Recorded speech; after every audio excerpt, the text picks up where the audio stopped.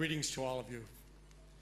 I've been very blessed to have a relationship with many of you for a long time, and President-elect Rajavi has been just a wonderful friend. She's been, most importantly, an ally for you.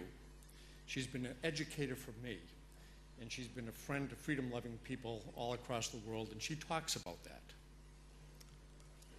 You're gathered at a very significant time, because this is a day of reflection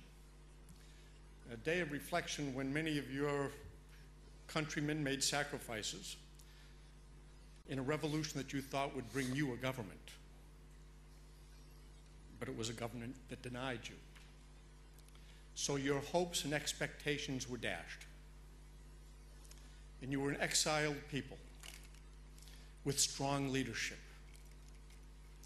passionate belief in how you should be able to live your lives and make the lives of other people better. You did that in a home away from home,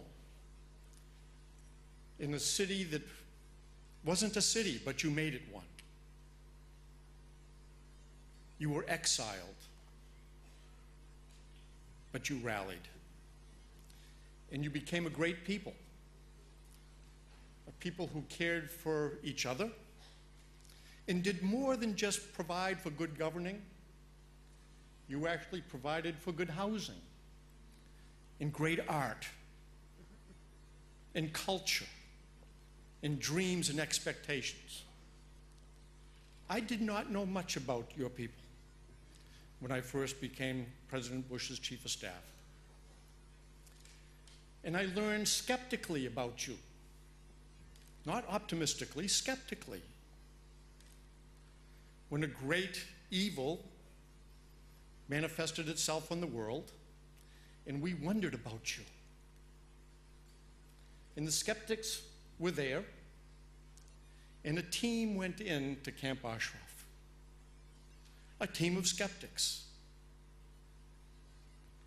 And they came out and said, the people of Camp Ashraf, and I compliment the people who are there in Camp Ashraf today, they exceeded all expectations for being partners in a process that would lead to a better life and better government and greater hopes and realized dreams. I was not an initial party to that agreement. I was an observer.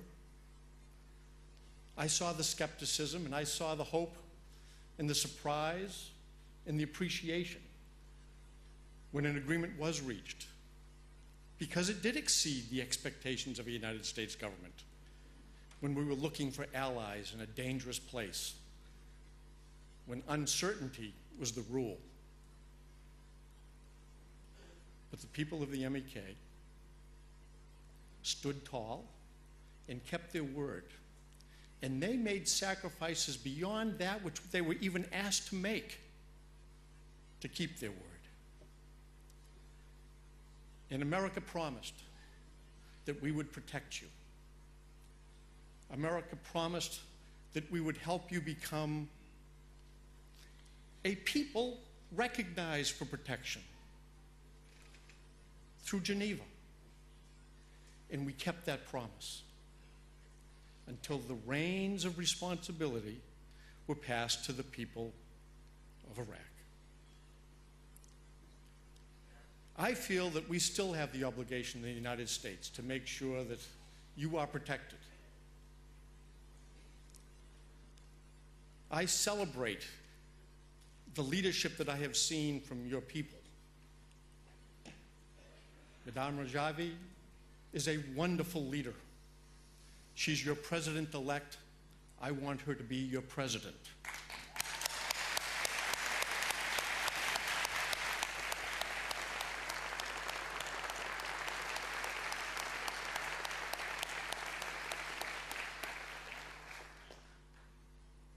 Today is an anniversary day that you've come to recognize, but it's hard to celebrate. It's also a day when dark clouds gather on the horizon and they're scary. It's a day when your expectations probably are being modified. It's a day when you don't know really what will happen. And even with that dark cloud that gathers, your leadership has said you will walk the extra mile to show good faith by saying, some of us will go to Camp Liberty. But Camp Liberty is almost an oxymoron. It's more like a prison. You're calling for good faith, and you've had trust. I trust you. I have faith in you, and I want to be part of the solution that you know is right. Governor Rendell did a wonderful job, and I echo and compliment and celebrate what he said. I too am frustrated because I think your people have kept your word, made your sacrifices, gone the extra mile to demonstrate goodwill, partnership, and responsibility. I'm troubled that the United States of America gave its word, and then when it was no longer easy for them to keep it, they transferred the word to a regime in Iran that is really acting through a government in Iraq. And that troubles me. So I stand with you as someone who got involved because I was a skeptic, who got educated, gained respect, saw how people on the ground from the United States had their expectations far exceeded by the goodwill of your people. And I stand with you. But this is a challenging time.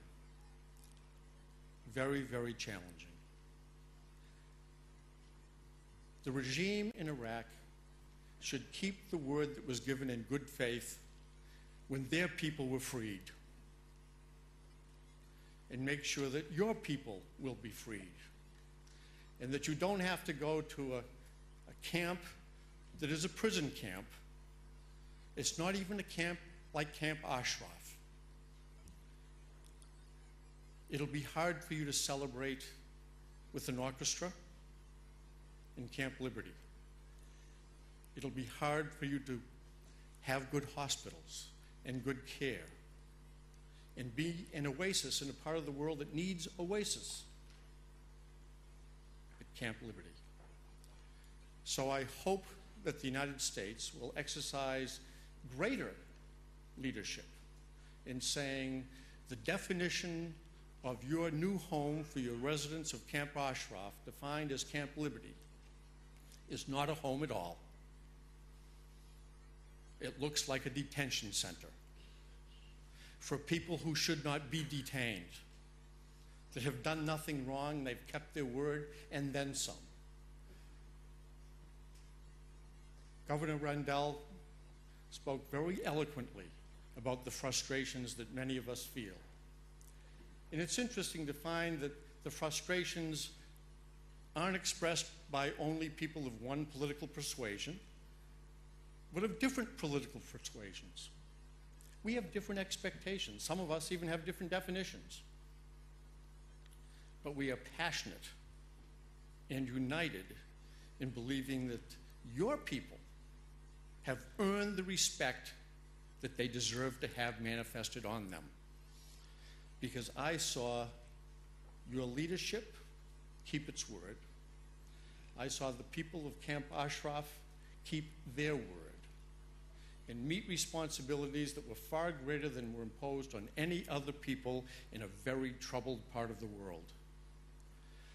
So I would like to thank you for your patience and understanding, because things have not moved as quickly as they should have to make sure that the people of Camp Ashraf would enjoy all of the freedoms that you enjoy as people standing with the MEK in Europe or in the United States. And I continue to believe that we should all work together to find a good solution. And Camp Liberty is not a good solution. It may be a good transit point for a good solution, but it was a transit point that wasn't even needed. Because I think there were better solutions, but we haven't found the will to find them. So, you are a good people. You don't deserve to be on the Foreign Terrorist Organization list of the United States of America, and I think you should be delisted ASAP. And I believe that you should celebrate the kind of people you are. And when you start to celebrate, I will be there cheering with you. Thank you, and God bless you.